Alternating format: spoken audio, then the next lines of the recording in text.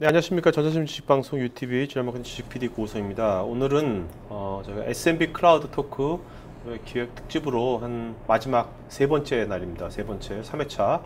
오늘은 실제로 그 클라우드를 도입해서 실제 비즈니스에 쓰고 있는 JYP 엔터테인먼트의 도입 담당자와 그 프로젝트를 같이 진행한 MS의 이건복 이사님 게스트 모셨습니다.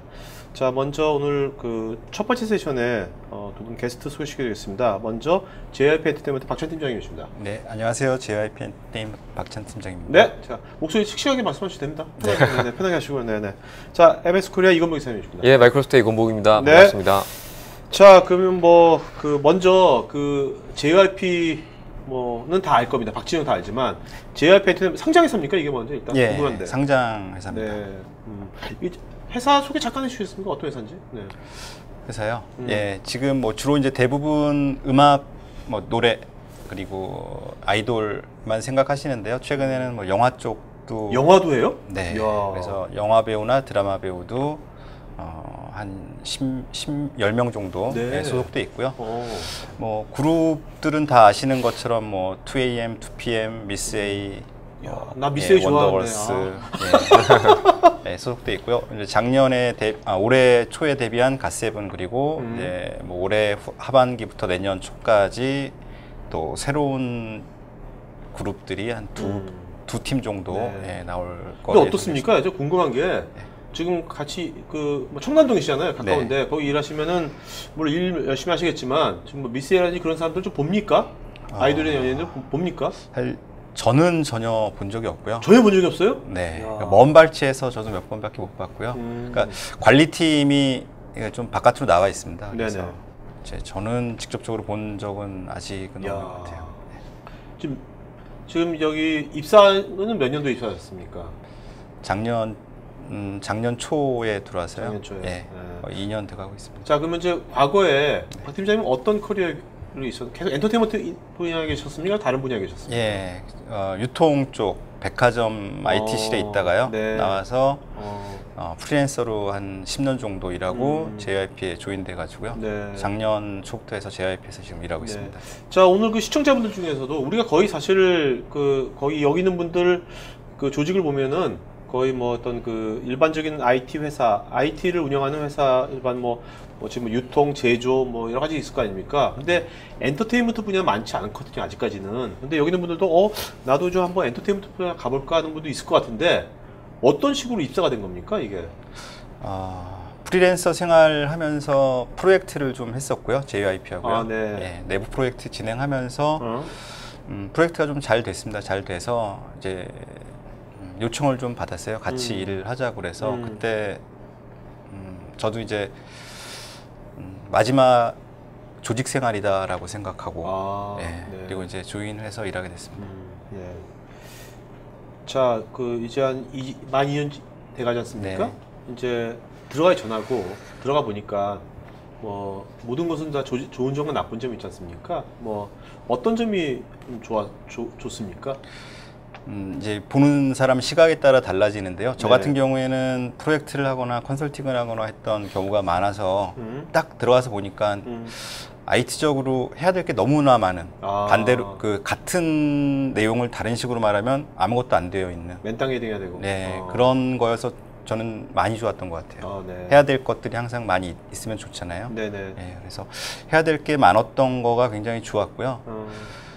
그리고 의외로 그 IT적인 인프라나 그런 교육 같은 것들이 이렇게 제가 대기업에 있었다 보니까 그런 데처럼 이렇게 그 정규적으로 잘 돼 있지는 않았던 것 약간 이제 의외다라는 생각은 좀 들었었습니다. 네. 근데 엔터테인먼트 업계 자체가 IT가 그렇게 강한 회사들은 아니거든요. 그렇겠죠. 네. 그러니까 뭔가 되게 그런 것들 좀 알아서 해야겠네요. 알아서 좀 찾아야 되겠고, 알아서 활용해야 되겠고. 어떻게 보면 이따가 자세히 얘기 나누겠지만 클라우드의 어떤 그런 이념하고 되게 그 인더스트리 자체가 되게 잘 어울린다는 생각이 또 들어요.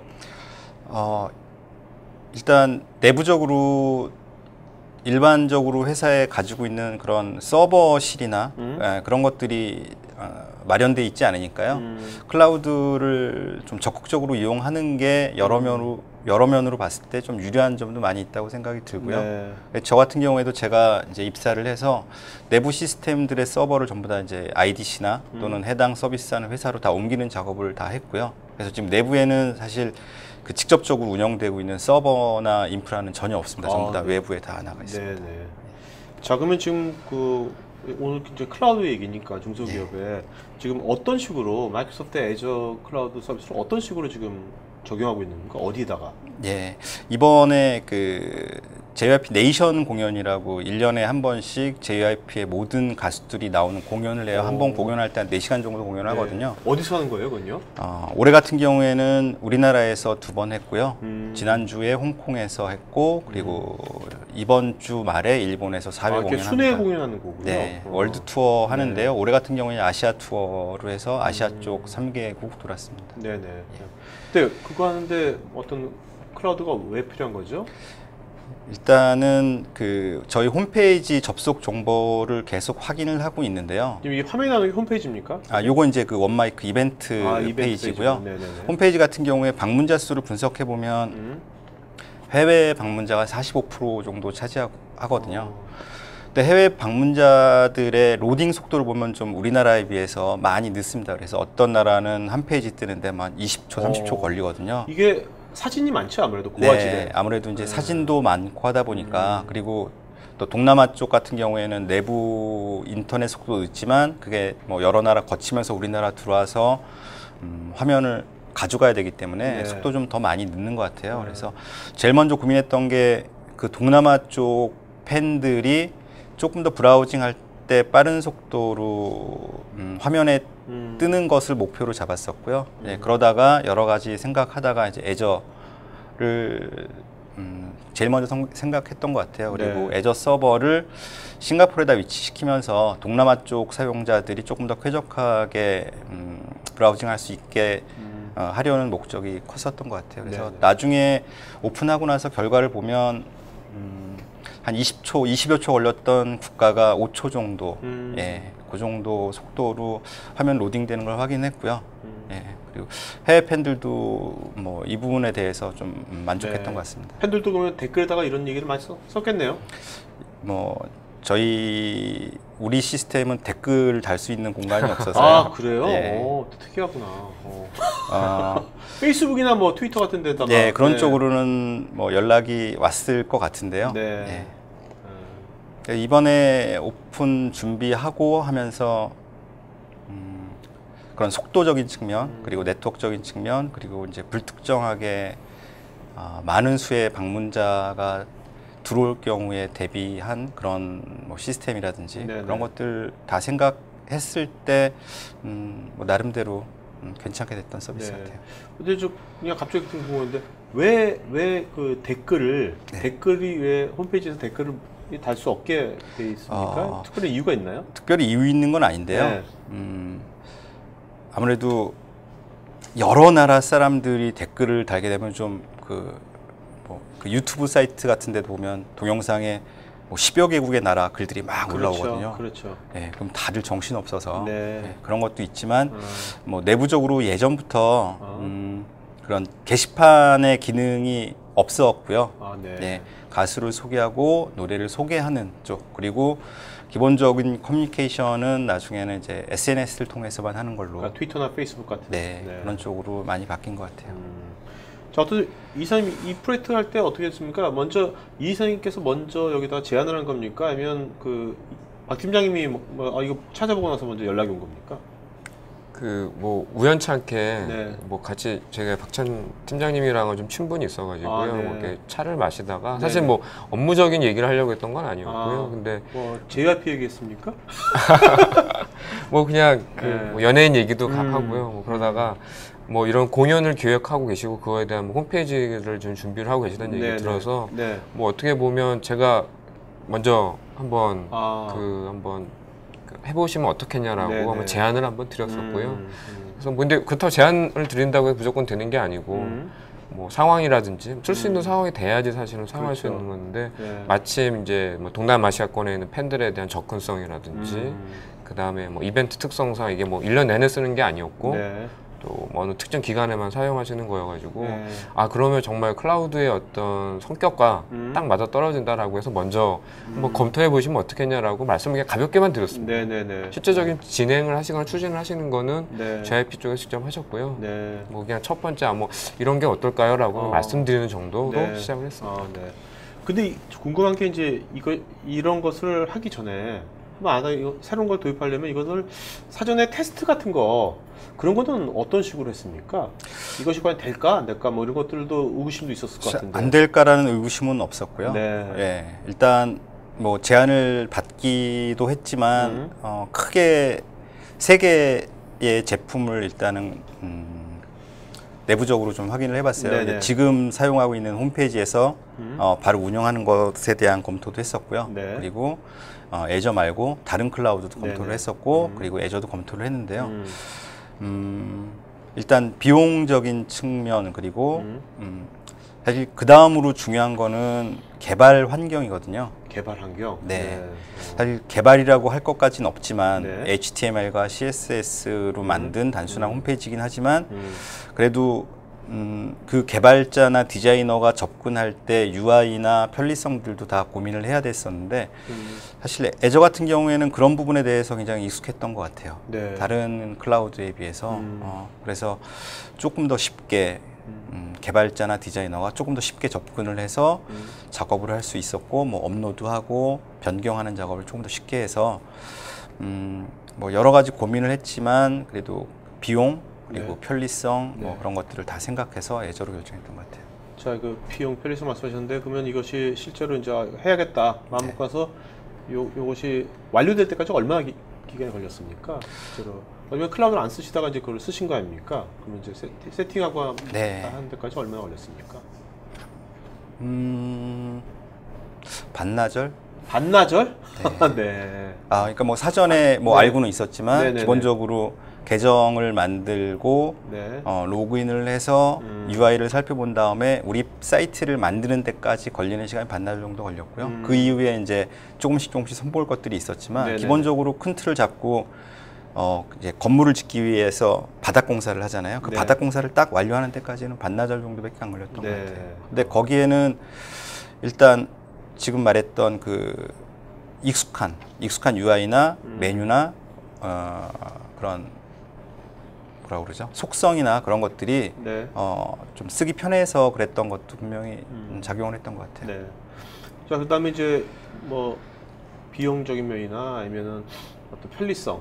근데 더 중요한 건 이제 실제로 이제 팬들의 나중에 이제 성능인데 성능은 아까 말씀하신 것처럼 이미 획기적으로 이제 단축이 된 거고. 그리고 이제 뭐 말하는 것 중에 뭐가 있냐면 이제 백업이나 또는 보안이나 그런 것들은 뭐 사용자가 특별히 세팅을 안 해도 애저 내부에서 다 자동적으로 돌아가기 때문에요. 사실 우리나라에 있는 IDC에서 이런 홈페이지를 만들어도 충분히 가능하긴 하지만 그때는 이제 해외망 접속에 대한 비용 부담도 약간 생기고요. 접속자가 워낙 많으니까요. 그리고 보안적인 측면에서도 뭐 방화벽 안에 넣게 되면 또 비용이 또 많이 올라가고 웹방화벽 설치하면 또 비용이 더 올라가고 그래서 결국은 애저에다가 설치를 하고 운영하는 것이 내부 IDC 우리나라에 있는 IDC를 이용해서 웹 서비스 하는 것보다 비용적인 측면에서 훨씬 유리하다고 생각이 들었어요. 그러니까 호스팅보다. 자, 그러면 근데 저 궁금한 게 이제 그 해외 공연 같은 거 하는 사이트는 해외 사람들 많이 보겠지만 이제 국내 공연 사이트 같은 국내 사이트도 해외 사람들 많이 와서 봅니까? 어떻습니까? 그러니까 지금 이제 서울 잠실 실내체육관에서 8월 9일 날, 10일 날 이틀 동안 공연을 했는데요. 이틀 동안 제가 정확하게 숫자 15,000명 정도에 방문했었는데 제 현장에 다 나가 있었는데요. 현장에서 보면 한 60%에서 70%가 전부 다 해외 팬이고요. 국내 팬은 30% 정도. 그 사람들 다 비행기 타고 갔을 거 아닙니까? 비행기 타고. 그게 상당히 우리나라 그 수입에도 상당히 영향이 네. 미치겠네요. 예. 뭐 타사도 마찬가지로 국내 공연하면은 대부분 뭐 절반 이상이 다 해외 팬이라고 보시면 됩니다. 그러면 이제 그분들이 나중에 이제 가고 나서 이 사이트에서 이제 또 해외 접속을 해가지고 다시 보겠네요. 네. 여러 가지 사진이라든지 여러 가지 기록물들을. 예. 그러면 이제 어떻습니까, 그 이사님? 이런 이제 공연 있지 않습니까? 이런 공연 같은 거 할 때 뭐 이런 클라우드뿐만 아니라 요새 또 IT가 더 많이 발전하고 있으니까 그렇죠. 공연에 있어서 우리가 IT를 많이 접목시킨다면 어떤 또 서비스가 뭐 가능할까요? 뭐 이렇게. 뭐 최근 들어서 사실은 이 공연 하는 데 있어서도 뭐 이렇게 다양한 기술들이 접목이 되고 있는데 아마 가장 최근에 뭐 IoT, 사물 인터넷이라고 하는 부분들이 또 이렇게 하면서 뭐 정확한 어떤 아티스트 이름 제 기억은 나지는 않는데요. 뭐 공연장에서 오는 참석자들이 어떤 그런 암밴드 같은 그런 기술을 이용을 해가지고서 뭐 감정 상태, 뭐 흥분했다든지 맥박수를 측정해가지고 그렇죠, 뭐 맥박수라든지 뭐 여러 가지 요소를 결합을 해가지고서 뭐 정말 관중들이 현재 지금 약간 기분이 다운됐는지 흥분됐는지 그거에 따라서 뭐 공연하는 퍼포먼스가 달라진다든지 뭐 이런 것들도 사실은 IT와 이런 엔터테인먼트 공연이 결합된 사례라고 볼 수도 있죠. 야, 진짜 앞으로 이제 웨어러블 기술이 좀 많아질 거 아닙니까? 좀 보편화될 거고 그러면 어떤 그런 이제 공연이라든지 여러 가지 것들에서 우리가 그 특정한 데이터를 갖고서 나중에 빅데이터 분석해가지고 그렇죠. 어떻게 공연을 어떻게 우리가 하면 될까 그런 것까지 나오겠네요. 그렇죠. 사실 뭐 IoT라는 것들이 단순하게 뭐 그런 데이터를 수집을 해서 그냥 그걸로 끝나는 게 아니라 다음 공연에 뭐 한다든지 아니면 퍼포먼스를 할 때 이게 더 효과적이다라든지 그런 걸 또 활용할 수 있겠죠. 네. 어떻습니까? 그 아까 말씀하신 이런 엔터테인먼트 인더스트리가 그 IT에 대해서 잘 인식도가 많이 낮지 않습니까? 낮은 만큼 어떻게 보면 IT 담당자 입장에서는 기회일 수도 있는데 맨땅 헤딩도 어떻게 보면 단점일 수도 있겠지만 그러면 이제 팀장님도 지금 클라우드도 이제 도입하셔서 쓰셨지만 또 여러 가지로 이런 거 접목하면 좋겠다는 또 것들도 많을 것 같아요. 살다 보면 아이디어가. 그것도 또 뭐 있습니까? 어떻게? 뭐 여러 가지 것들이 지금 생각이 나는데요. 사실 일단 엔터테인먼트 쪽, 특히 이제 음악 쪽 산업이요. 수작업에 상당히 의존하는 경향이 좀 많습니다. 노래를 만들 때부터 음반이 나오고 방송 출연할 때까지 그 모든 과정에 IT가 시스템화해서 들어가기는 굉장히 힘들고요. 결국은 이제 엔터테인먼트 회사에서 IT를 접목을 해서 무언가 한다라는 것은 그거에 대한 이벤트나 마케팅적인 차원에서는 굉장히 많이 쓰일 수 있을 것 같아요. 그래서 뭐 SNS 지금도 여러 가지 사용을 하지만 그런 SNS의 새로운 기술 또는 뭐 그런 것들이 나왔을 때 접목을 하거나 또는 홈페이지의 그 흐름이나 유행이 조금씩 바뀌는데 그때 홈페이지를 만들 때도 새로운 기법을 이용한다든지 하는 것도 충분히 할 수가 있고요. 이제 JYP 내부에서도 아티스트 앨범 나올 때마다 HTML5를 이용한 이제 새로운 작동을 하는 그런 약간 모션이 들어간다든가 그런 식으로 해서 홈페이지를 만들고 있습니다. 어떻게 보면 이게 엔터테인먼트 쪽에 IT 하시는 분은 그 IT 개발 그 자체보다는 뭔가 지금 말씀하신 어떻게 표현될 거냐 그 미디어적인 것도 상당히 많이 보셔야 될 것 같아요. 미디어적으로 어떻게 표현될 거냐 또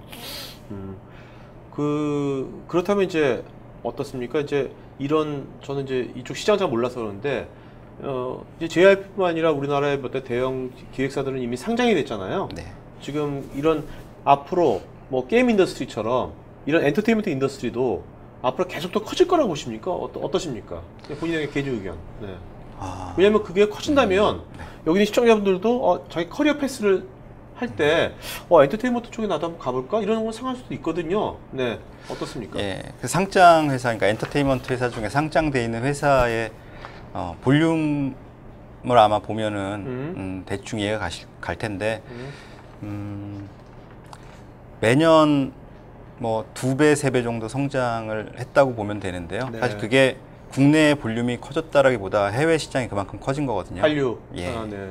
그래서 그 한류가 계속 유지되는 동안은 그 볼륨은 계속 커질 것 같고요. 그에 따라서 뭐 다른 쪽도 마찬가지지만 IT 쪽도 뭐 전문 인력들이 많이 아마 내부에 많이 필요할 거라고 생각이 됩니다.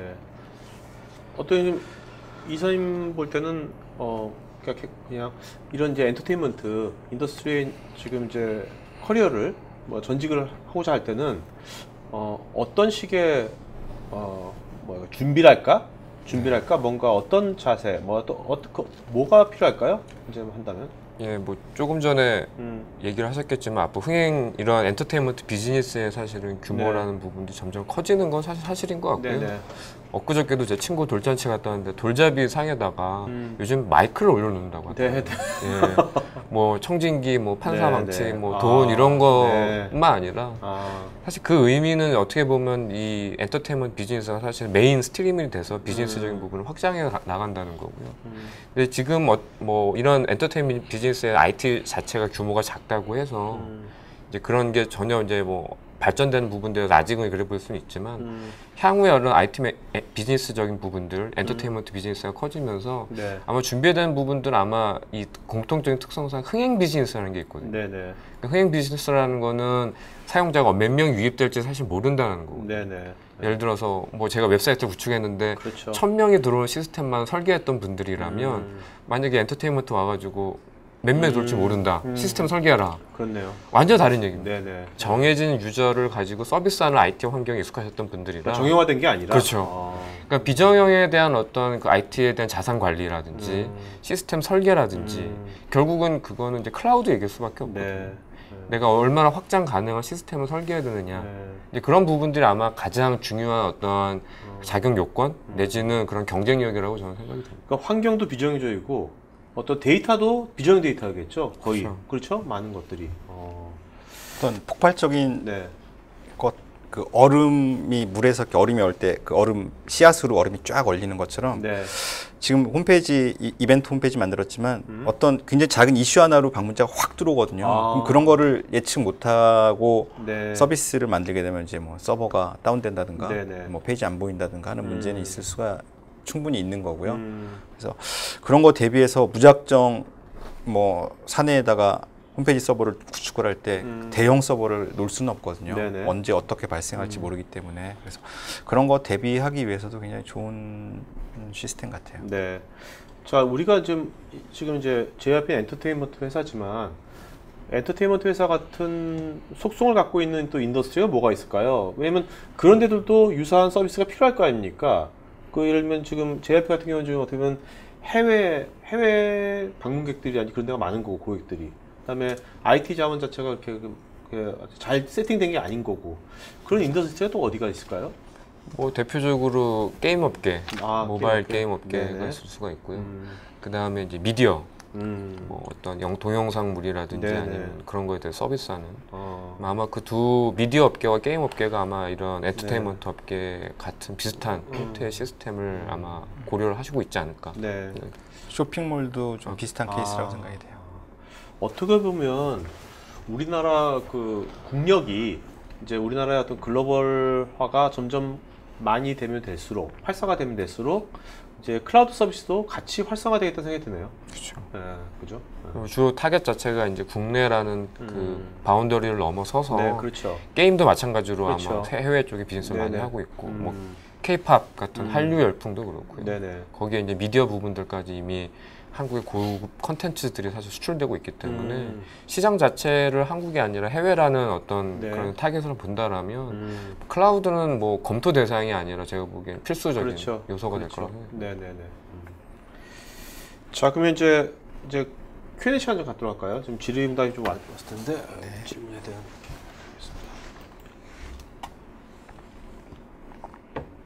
팀장님 그리고요 그 답변하시면서요. 네. 답변해서 질문 잘한 분 딱 한 분을 나중에 이름을 좀 거명해 주세요. 이름을 좀 네. 기억해 뒀다가 알겠죠? 그분한테 우리가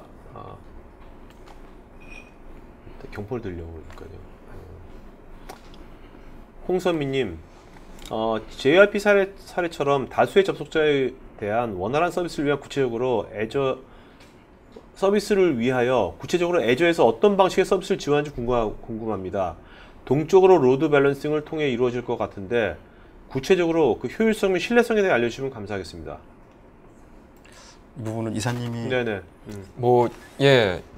여러 다수 접속하는 환경을 위해서 이제 저희 쪽 웹사이트 쪽에서 오토 스케일링 그래서 자동으로 확장하고 그 사용 CPU라든지 어떤 네트워크 유입량에 따라서 그 스케일링을 조절할 수 있는 오토 스케일링 기술이라는 게 있습니다. 그래서 그걸 이용하셔서 뭐 사용자가 많아진다라면 거기에 맞춰서 인스턴스를 늘린다든지 그런 것들을 같이 이용을 하셨죠. 네. 저도 이번에 하면서 봤던 것 중에 부하 분산 장치라는 게 있어요. 그래서 부하가 걸리면 분산되는. 근데 그게 사용자가 세팅하는 게 아니라 내부에서 자동으로 이루어진다라고 돼 있더라고요. 그래서 그 부분에 대해서 저도 뭐 크게 신경 쓰지 않고 그냥 그대로 사용했던 것 같아요. 네. 비용에 대한 얘기가 나왔는데요. 비용은 뭐 우리나라 IDC 호스팅 받는 거랑 체계가 비슷하다고 생각되면 체계가 비슷하다고 생각하시면 될 것 같아요. 그러니까 많이 쓰면 기계를 많이 쓰고 뭐 메모리를 많이 쓰고 CPU를 많이 쓰면 비용이 많이 올라가고요. 그래서 딱히 1년에 얼마다 그런 비용 내기는 좀 힘들고요. 아마 애저 홈페이지 들어가면 이사님 충분히 설명해 주실 것 같은데 비용 테이블이 있고요. 계산기가 있어서 우리가 이 정도 규모로 쓰면 한 달에 얼마 정도 과금되겠구나라고 알 수가 있어요. 그래서 제일 먼저 거기 들어가서 한번 확인해 보시면 그러니까 뭔가 옛날처럼 호스팅 할 때처럼 뭐 그냥 픽스드 레이트가 아니라 많이 몰리면 많이 주는 거고 적게 쓰면 적게 주는 거고 그런 거지 않습니까? 그죠? 네, 많이 몰리면 그만큼 또 돈을 번다는 거니까. 네. 자, 이재영님, 엔터테인먼트사에 들어갈 수 있는 방법이 있는지. 네, 아까는 프리랜서 하시다가 일하시다가 들어가신 거 아니에요? 네. 일반적으로 이제 엔터테인먼트사에 IT 쪽으로 들어가려면 어떻게 들어가야 될까요? 뭐 다른 데도 마찬가지지만 JYP 같은 경우에도 이제 공채를 다 했거든요. 그래서 그 사이트 공채 사이트 수시로 들어와서 보면은 될 것 같고요. 뭐 회사마다 주로 쓰는 기술이 약간씩 다르기 때문에 그 회사에서 필요한 뭐 JYP 같은 경우에는 단넷, 뭐 다른 회사 같은 경우에는 또 뭐 다른 언어를 쓰겠지만 거기에 맞춰 갖고 준비하시면 될 것 같아요. 근데 이제 어쨌든 간에 뭐 오늘 이 방송을 들으면서 어차피 엔터테인먼트 회사의 어떤 인프라는 비슷비슷할 것 같거든요. 그러니까 뭔가 좀 이런 클라우드라든지 외부의 어떤 IT 인프라를 잘 활용할 수 있는 능력이 있다, 내가. 그런 걸 잘 어필하는 것도 되게 클 것 같아요. 그죠? 네. 그런 것도 좋은 것 그렇죠. 같아요. 네. 자, 장준님, 클라우드를 운영함에 있어서 대기업과 중견기업의 차이점은 무엇이며 중소기업으로 클라우드 운영 시 장점은 무엇입니까? 일단 제가 답변해 드릴 부분을 답변을 먼저 해드리면 일단 JYP도 이제 중소기업이니까요. 중소기업들은 제가 앞에도 약간 잠깐 얘기를 했는데 전문적인 서버실을 구축할 수가 없어요. 네, 그렇죠. 그러다 보니까 서버가 굉장히 불안정한 상태에서 운영이 되거든요. 뭐 먼지도 많고 또 여름에 더울 때 그냥 더운 환경에 오픈되어 있고 사실 서버가 굉장히 안 좋거든요. 근데 그런 것까지 고민을 해서 서버실을 놓기에는 중소기업에서는 비용적인 부담이 너무 큰 거예요. 그래서 그거 생각하면 전기료와 서버실 구축 비용까지 고민을 한다면 사실 그런 부분은 그 클라우드로 서비스를 옮기는 게 훨씬 좋을 것 같고요. 대기업의 장점 같은 경우에는 이사님이 좀 설명을 해주시면 좋겠어요. 뭐 대기업 대비 뭐 중소기업이 가지는 부분들은 사실 클라우드를 쓰게 되면 대기업이 가지고 있는 이상의 시스템 환경을 확보를 하게 되는 거거든요. 뭐 보안이라든지 어떤 시스템 안정성이라든지 뭐 네트워크의 대역 폭이라든지 이런 부분들을 거의 대기업과 같은 수준의 시스템 확보를 하기 때문에 뭐 대기업 계신 분들의 장점은 이미 투자를 많이 하신 분들 입장에서는 뭐 난 내 거 쓰는 게 더 좋다라고 생각할 수도 있긴 하겠지만 거기에는 또 보이지 않는 어떤 메인터넌스를 위한 돈들이 사실 많이 들어가요. 관리 인원, 뭐 시간, 뭐 여러 가지 그런 부분들이 있기 때문에 이제 그런 부분들에서 아마 클라우드가 장점이 있지 않을까.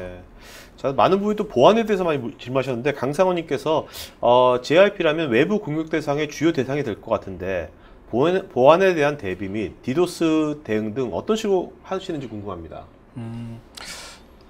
뭐 이제 저에 대해서 잘 대부분 이제 모르시는데 제가 그 프리랜서 생활하면서 시큐리티 MVP 활동을 좀 오랫동안 했어요. 그래서 보안 쪽 상당히 민감하고 잘 이제 안다고 생각이 되는데 내부에 특히 홈페이지 같은 경우에는 외부 IDC에 나가 있고요. 외부 IDC의 보안 관제 서비스를 받고 있어요. 근데 그게 만약에 서비스가 회사 내에서 뭐 이루어지고 있다라고 그러면은 또 상황 다르게 제가 거기에 맞춰갖고 세팅을 했을 건데요.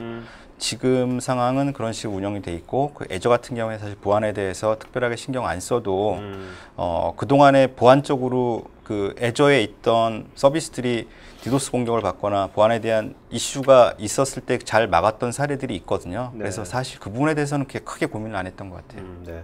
자, 홍성우님, 최근 비정형화된 사진이나 음란 트윗 등 SNS 내용에 대한 제재 방법이나 필터링이 가능한가요? 사실 애저랑 관련 없는 내용이긴 한데요. 네네. 저거는 내부에 모니터링하는 뭐 전문적으로 모니터링하는 팀은 아니지만 SNS를 관리하는 팀에서 저런 것들 걸러주고요. 네. 그리고 법무팀을 통해서 거기에 맞는 뭐 제재 방법들을 만들고 진행하고 있는 것으로 알고 있습니다. 뭐 추가적으로 하나 말씀을 더 드리자면 애저 같은 경우에는 저희 서비스 약관들이 있는데 뭐 테러라든지 뭐 그런 포르노물이라든지 그런 걸 하게 되면 사용자의 환경이 어떻든 그 서비스를 이제 저희가 모니터링을 하진 않지만 그런 신고가 지속적으로 하게 되면 이제 그런 컨텐츠에 대한 부분들은 저희가 이제 제재를 가하는 그런 부분도 있긴 합니다. 알겠습니다. 자, 그다음에 서길재님, 신곡이나 미발표곡 같은 중요 데이터 같은 것도 혹시 클라우드에서 관리하시는지요? 만약 내부 관리라면 어떤 시스템으로 데이터 관리를 하시나요? 네, 클라우드에서 관리를 하지 않고요. 내부 담당자 선에서만 관리가 되기 때문에 사실 저는 어떻게 관리되는지 정확하게는 모르고 있어요. 담당자가 관리를 하고 있습니다. 네. 혹시 박진영 씨 금고에 있는 거 아닙니까? 네. 최병감님, 퍼블릭 클라우드 애저를 선택하기 전 직원들의 반대는 없었는지요? 반대의 원인은 무엇인지요? 저도 궁금한 게 이게 그 JYP 그쪽 엔터테인먼트 사이기 때문에 이런 클라우드니 이런 거 잘 모를 거 아니에요? 근데 이런 거 설득 같은 걸 하는지 처음에 그런 건 어떻게 하셨나요? 설득이요? 일단 뭐 이벤트 페이지를 만들어야 된다라는 것, 그리고 이벤트 페이지를 만드는 방법이 아까 말했던 것처럼 우리가 쓰고 있는 IDC에 놓는 방법, 뭐 다른 것들을 쓰는 방법들 여러 가지 방법을 제시를 했고요. 거기에 따른 장단점들 다 레포트로 만들어서 제시를 했던 부분이고, 그리고 이벤트 페이지이기 때문에 특별히 뭐 보안을 중요하게 해야 된다 그런 내용은 사실 없었어요. 없었기 때문에 그런 부분에 대해서는 크게 문제가 없었던 것 같아요. 네. 허성현님, 이건 뭐 다른 얘기지만 타 기획사들 경쟁만 있지 않을 것 같은데 뭐 관여하시는 업무 중에 타 기획사와 협의하거나 공동 진행하는 업무도 있는지요? IT 쪽에서는 없어요. 다른 부서는 이제 있는 걸로 알고 있습니다. 네. 자, 여러분, 비용 관련된 것들은 애저 관련 1년 비용은 어느 정도 될까요? 아까 뭐 정확한 비용들은 나중에 여기 이건복 이사님한테 여러분들 이메일로 좀 주시면 될 것 같아요. 저기 스태프는 좀 강차님은 이건복 이사님 그 이메일 주소 좀 적어주세요. 댓글창에다가 여러분 나중에 이메일로 비용은 이메일로 물어보시기 바랍니다.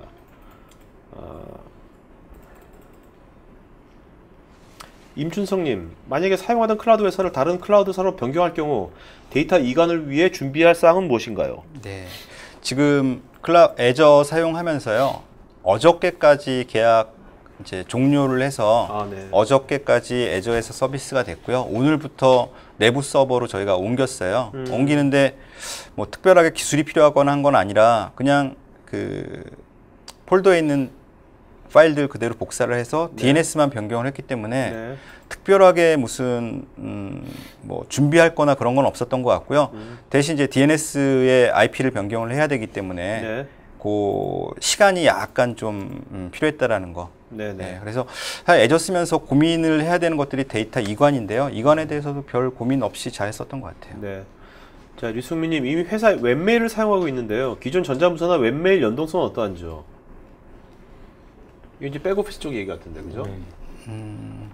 저는 사실 오피스 365나 그쪽에 더 맞는 것 같은데. 뭐 요거는 요번에는 사실은 JYP에서는 요 기능을 안 쓰셨는데 저희 애저 같은 경우에 오피스 365랑 같이 연동이 돼가지고 전자메일 발송, 문서 관리 이런 부분들이 다 애저와 계정이 다 통합해서 사용할 수도 있고요. 저장소 공간에 대한 부분들이 액세스가 가능하기 때문에 뭐 말씀하셨던 어떤 그런 부분들도 가능한 것으로 저는 생각을 합니다. 서길재님, 혹시 JYP에서 실시간 영상 중계라든지 실시간 서비스를 애저 환경에서 진행해 본 적이 있으신지요? 해보셨다면 얼마만큼 만족하셨는지요? 영상 중계, 실시간 영상 중계를 타사의 서비스를 이용해서 했었고요. 애저는 지금 이제 계속해서 말했던 것처럼 이번 이벤트에 대해서만 해봤던 거기 네. 때문에 네. 실질적으로 뭐 어느 정도 될지는 저도 한번 해봐야 될 것 같습니다. 네. 네. 이런 그 MS 애저에서 이런 동영상 서비스 같은 것도 있으신가요? 네, 미디어 서비스라고 있고요. 거기에 라이브 스트리밍 기능도 가지고 있습니다. 아, 네, 알겠습니다. 자, 그 다음에 노재영님, 윈도우 클라우드에 로드 밸런서를 사용할 때 로드 테스트 지원이 되는지요? 아니면 별도 비용을 내야 하는지요? 로드 테스트를 해보실 수는 있는데요. 그게 이제 외부에서 로드를 테스트해 보시게 되면 아웃바운드 네트워크가 발생하게 되면 그게 사실 고객의 비용으로 전부 다 들어가기 때문에 뭐 테스트는 가능하긴 하지만 비용적인 측면에 대해서는 사실은 저희가 그렇게 너무 큰 볼륨의 로드 테스트는 사실은 권장 안 해드리고요. 굳이 이제 로드 테스트를 하셔야 된다라면 내부 사이트에서 내부 어떤 웹사이트로 한번 로드 부하를 걸어 보신다든지 그런 방법들은 저희가 이제 제공을 하고 있습니다. 그래서 뭐 비주얼 스튜디오 온라인에서 테스트 시나리오를 만들어서 내부 웹사이트에 로드를 한번 걸어 본다든지 그런 것들은 가능하게 되어 있습니다. 네.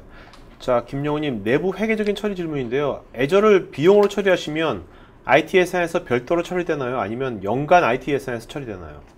저런 것들은 이제 회사마다 다를 것 같은데요. 예, JYP 같은 경우에는 그냥 IT 예산에서 그달에 잡았던 예산에서 처리를 했습니다. 네. 자, 오승열님, MS 애저 외에 검토하신 클라우드 서비스는 어떤 게 있으셨으며 다른 클라우드에 비해서 애저의 단점은 어떤 것이 있는지요? 네, 뭐 아시는 것처럼 그 A사의 서비스 검토했었고요. 그리고 국내 같은 경우에는 C사의 IDC 그 웹 호스팅 쪽 서비스 검토했었는데요.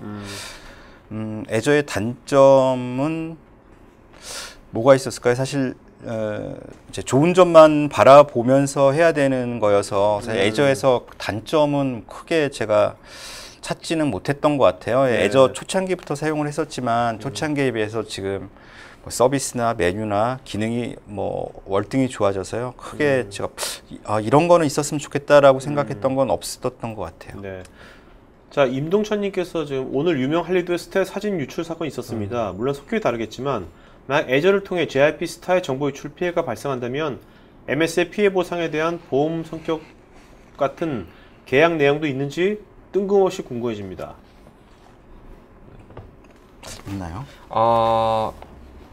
뭐 이제 두 가지로 볼 수가 있는데요. 네네. 지금 정확하게 오늘 그런 사건이 있었던 부분들이 사용자가 그냥 자신의 어떤 계정을 그냥 노출되면서 뭐 그런 문제가 된 건지 아니면 뭐 실제 시스템 자체가 홀이 있어서 시스템의 어떤 취약점 때문에 발생한 문제인지에 따라서는 그게 좀 달라질 수가 있는데 아마 이제 저희가 취약점에 의해서 그랬을 경우에는 거기에 이제 뭐 서비스 레벨 어그리먼트에도 그런 부분이 없다라면, 근데 지금까지 아마 퍼블릭 클라우드, 뭐 아이클라우드 같은 경우 퍼블릭 클라우드라기 보기는 어렵고 그 특정 디바이스에 특화된 서비스이기 때문에 퍼블릭 클라우드 카테고리로 보기는 어려울 것 같고요.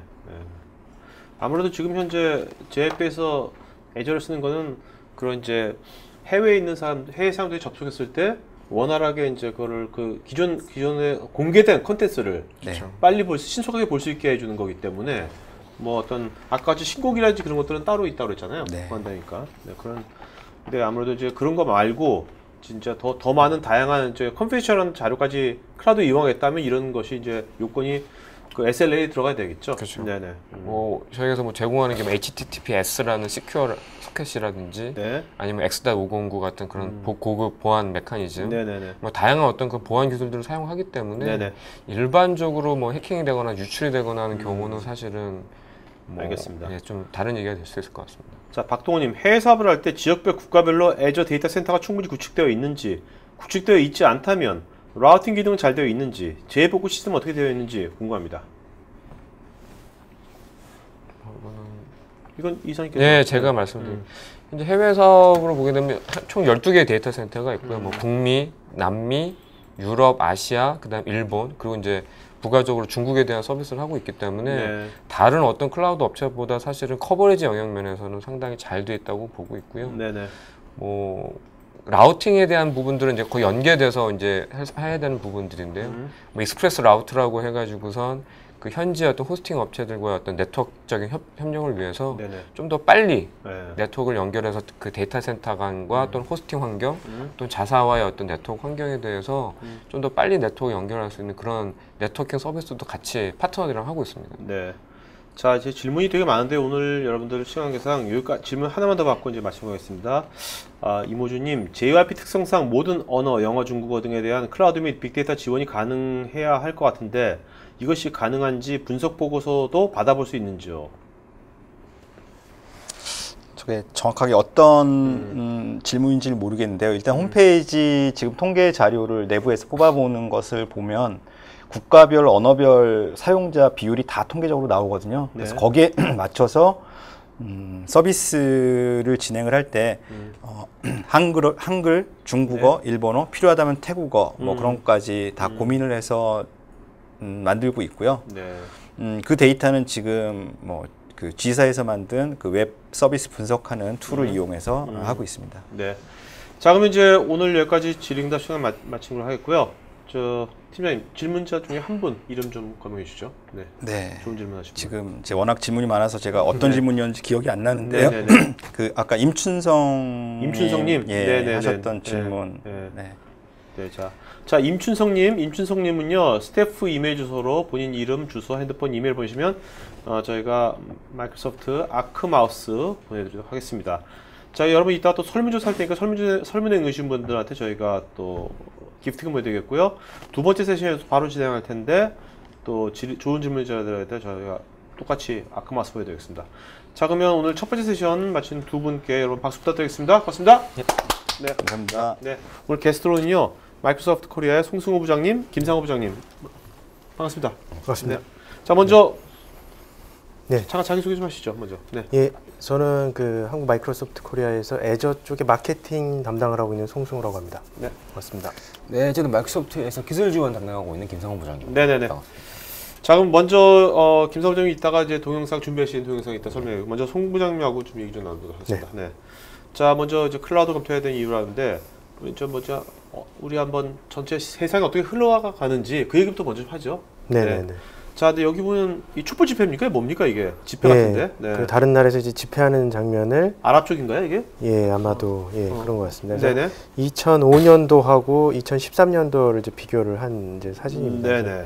그래서 제가 준비한 건 이제 이 변화하는 세상에 대해서 좀 말씀을 드리려고 준비를 했습니다. 그래서 2005년도에는 보시다시피 이제 뭐 군중 집회지만 사람들이 어떤 사람의 어떤 말 연설을 듣기 위해서 이제 모였는데 우리나라에서는 촛불이었을 텐데. 네. 역시 우리나라 사람들도 뛰어나. 네. 2013년도에는 이제 이게 뭐 굉장히 많은 이런 어떤 디바이스들, 모바일 디바이스 장치를 가지고 마치 촛불 같이 보이지만 어쨌든 디바이스를 가지고 지금 어떤 특정 사람의 연설을 좀 찍고 있는 거로 이제 보여지는 거죠. 그래서 굉장히 많이 사회가 그 모바일 디바이스 쪽으로 많이 이제 변화한 걸 이제 보실 수 있을 것 같습니다. 어떻게 보면 이제 사람들만 모였는데 거기 이제 thing 그죠? 그게 사람에다가 이제 thing과 사물이 이제 같이 연동되는 거 아닙니까? 네, 맞습니다. 네.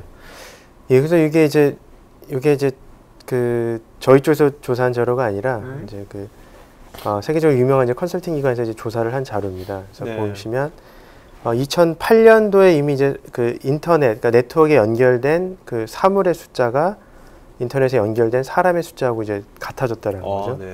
2008년 이후부터는 이제 사람보다는 어떤 사물이 인터넷에 연결되어 있는 게 더 많아졌다라고 합니다. 그리고 2020년도가 되면 이제 500억 개가 넘는 사물들이 이제 인터넷에 커넥돼서, 그러니까 여러분들 아시다시피 요즘 뭐 IoT 해가지고 뭐 사물 인터넷, 뭐 만물 인터넷이라고 얘기를 하고 있는데 그 시대가 이미 이제 도래를 한 거라고 보여진다라고 봐도 사실 뭐 인구가 느는 데는 한계가 있잖아요. 근데 뭐 사물이야 원래 있는 것들에 접속이 될 테니까 뭐 사실 기하급수로 할 것 같네요.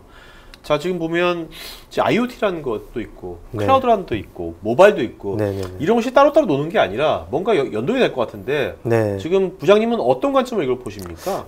그래서 제가 이제 마이크로소프트 클라우드를 담당하고 있지만 어떤 클라우드 자체가 어떤 하나의 뭐 중심축은 되겠죠. 근데 이게 뭐 어떤 세상을 혼자 클라우드 자체가 혼자 변화시키는 세상은 절대 오지 않을 것 같고요. 그냥 하나의 중요한 핵심 요소 기술로 자리를 잡을 것 같습니다. 그래서 여기 뭐 도표에도 나와 있지만 그 사물 인터넷, 만물 인터넷이라고 얘기를 하고 있는 그 모든 장치들이 어떤 센서하고 네트워크 통신 이제 그 모듈들이 부착이 되면서 굉장히 많은 데이터를 수집을 하고 그 소스가 되는 거예요. 데이터 소스가 되는 거죠. 그렇죠. 그래서 이제 그게 어떤 이제 빅데이터가 형성이 되겠죠. 그리고 그런 빅데이터를 굉장히 시시각각 분석을 해주는 네. 그 어떤 자원을 대여해주는 역할로 이제 클라우드가 활용이 될 거라고 예상이 됩니다. 그래서 네. 그 아마 클라우드는 이런 쪽으로 해서 빅데이터나 이런 쪽을 계속해서 분석을 하고 그리고 모바일이나 이런 쪽에서는 그런 데이터 분석된 것들을 보고 매니지먼트하고 어떤 또 의사결정을 내리고 하는 수단으로 모바일이 활용이 될 거라고 예상이 됩니다. 그래서 뭐 각각의 요소 모바일 그리고 IoT, 클라우드가 각각의 이제 자기네들이 하는 역할들을 충실히 이행하면서 어떤 IT의 새로운 그 패러다임을 창출하지 않을까라고 네. 생각을 하고 있습니다. 제가 저번에 어떤 기사 보니까 뉴욕 시장 네네. 그 블룸버그라고 네네. 그 사람이 블룸버그 통신 만든 사람인데 네. 그 사람이 이제 70살이 넘었는데 트위터에다가 이제 나 코딩 좀 배워야겠다. 요즘 왜냐면 시장을 하는데 여러 가지 기술 혁신들을 하는데 다 이게 IT가 들어가니까 네네. 내가 이제 사물들이랑 좀 대화를 하려면 이제 그런 관점을 좀 자기가 익혀야 되는데 코딩이 좋겠다 생각했는데 요즘 그래서 전 세계에서 코딩 열풍, 소프트웨어 교육이 되게 다 열풍이잖아요. 우리나라로 오는데 어떻습니까? 부장님 생각에도 앞으로 이런 이제 여러 가지 thing들이 500억 개가 넘는 사물하고 네. 연결될 거면 우리가 사람들뿐만 아니라 사물하고도 뭔가 대화를 해야 될 거고 해야 될 것 같은데 네. 그러면 언어가 그게 소프트웨어 아닙니까? 네네. 소프트웨어에 대한 수요가 되게 많을 것 같기도 한데. 네, 뭐 많아질 거라고 예상이 됩니다. 근데 이제 대부분의 이제 개발자들이 그러니까 일반인들이 사용하기 편리하게 어떤 그런 개발자 중심이 돼서 어떤 사용자 편의성을 고려한 여러 가지 그 모듈들이 만들어지겠죠. 그래서 네네. 일반 사용자들은 사실은 코딩하기보다는 네. 그거를 조금 더 편리하게 현명하게 이용하기 위한 어떤 매뉴얼을 숙지하는 게 더 네. 빠르지 않을까 네네. 생각이 듭니다. 근데 뭔가 이제는 일반인들도 기계라고 해야 되나 사물이라고 해야 되나. 네, 그러니까 사물들이 뭔가 이렇게 통신하게 되면 사물들이 도대체 어떤 관점으로 세상을 보는지 사물들의 관점을 우리가 그거를 인지해야 될 것 같아요. 네, 그게 되게 중요할 것 같아요. 근데 네네. 그런 것을 우리가 하려면은 뭔가 코드가 되자는 게 아니라 네, 얘들이 도대체 어떤 언어로 애들이 뭔가 통신을 하지? 그런 것을 좀 알아야 되지 않나 생각도 이걸 보면서 이제 그런 생각이 네. 들어가지고요. 네. 자, 그러면 이제 일단 오늘 이제 클라우드 얘기니까 네, 이제 네. 클라우드가 하나의 이제 솔루션이 아니라 하나의 인프라로 오셨지 않습니까? 그쵸, 그러면 네. 이것을 적용하기에 아주 적합한 네. 뭐 분야들이 어디가 있을까요? 뭐 모든 분야에 나중에 다 쓰이겠지만 그래도 네. 뭐 이미 아까 이전 사례 JYP 사례에서도 네네. 보셨지만은 어떤 특정 이벤트 기간에 불특정 다수들이 얼마만큼 몰릴지 모르는 네. 그런 거에서도 그런 그 활용 시나리오로 그런 거에서 쓸 수가 있을 것 같고요. 네네. 아까 뭐 제가 뒤에서 들은 이제 대기업 활용 사례 아마 많이 이제 질문 중에 그런 게 있었는데 네네.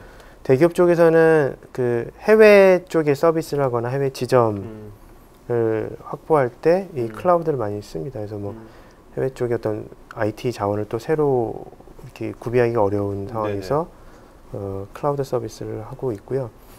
그리고 이제 신규 서비스 여기 뭐 모바일 디바이스 또는 스마트폰을 위한 서비스 앱을 위한 인프라스트럭처 제공이라고 되어 있는데요. 신규 서비스들도 사실은 이제 어떻게 그 사회가 워낙 빠르게 이제 발전하다 보니까 네. 이 서비스가 그 흥할지 망할지에 대한 이제 그 잘 모르는 거죠. 그렇죠. 그러니까, 그래서 그 기대하기가 어려워지기 때문에 그래서 위험 부담성을 좀 감소하기 위해서 투자에 대한 위험 부담을 감소하기 위해서 신규 서비스에 이제 먼저 적용을 해보고 추세를 보고 이제 이게 그냥 기존의 어떤 IT 자원을 쓸 것인지 아니면 계속해서 이제 클라우드 쪽을 쓸 것인지에 대한 이제 네. 결정을 내리는 것 같습니다. 그리고 실제로 저 테스트 앤 디벨롭먼트인데요. 테스트 쪽으로 의외로 저희 쪽도 그 마이크로소프트 애저를 사용하시는 고객분의 한 3분의 1 정도는 요 테스트하고 디벨롭먼트 하는 쪽으로 해서 어떤 신규 소프트웨어나 이런 신규 솔루션을 개발하는 거에 3분의 1 정도가 그 클라우드를 사용하셔서 하신다고 합니다. 그러니까 뭔가 이제는 뭔가 검증하는데 리스크가 되게 줄어든 것 같아요. 네, 그렇죠? 그렇죠. 그러니까 뭔가 빨리빨리 뭔가 실행할 수 있는 거고, 네네네. 검증할 수 있는 거고. 네. 예. 아까 제 박찬 팀장님 말씀하셨지만 클라우드 도입하실 때 반나절 아마 네네. 걸렸다고 하셨는데 이 테스트 쪽도 저희가 뭐 어떤 특정 가상 머신 하나 만드는데 15분, 10분이면은 그렇죠. 생성이 되고 네. 거기서 이제 테스트를 하실 수 있는 거죠. 네. 네. 자, 그러면 실제 오늘 사례 네네네. 몇 개 한번 보도록 하죠. 네, 사례 이제 여기 LGCNS, 뭐 아까 이제 박찬 팀장님 사례가 약간 중소기업 쪽 네. 사례였다면은 여기 저는 이제 대기업 사례를 하나 그렇네요. 가져왔는데요.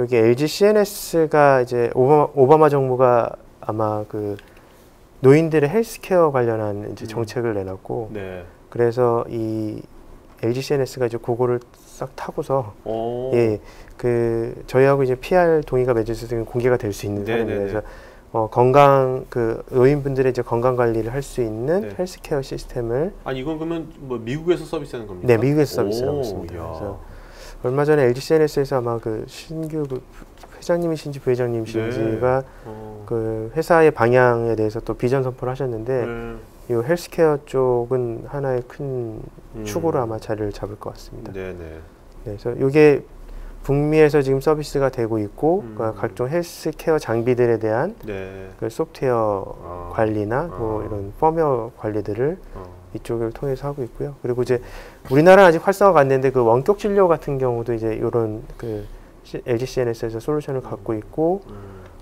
그것도 역시 마찬가지로 이제 클라우드를 활용을 해가지고 유지 보수 관리를 하고 있다고 합니다. 정말 이 헬스케어 인더스트리가 네. 아까 말씀하신 여러 가지 사물하고 네. 기존의 어떤 사람과 네. 또 요즘 같은 트렌드가 또 이제 건강 백세잖아요. 맞습니다. 이런 트렌드 세 가지가 잘 융합된 좋은 유망한 분야 같기도 해요. 네. 그래서 뭐 아까 저희가 여기 인터뷰하기 전에 그 뭐 웨어러블 디바이스에 대해서 아까 말씀을 하셨는데 네.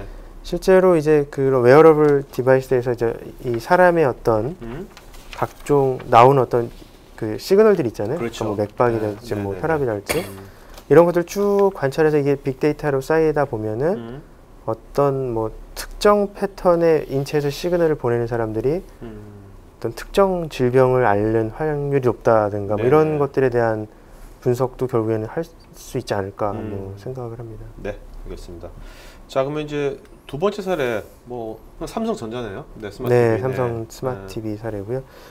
이 부분도 이제 뭐 워낙 잘 알려진 사례입니다. 그래서 그 스마트 TV라고 해서 이제 삼성에서 만든 TV가 네네. 이제 전 세계로 그 수출이 됐는데요.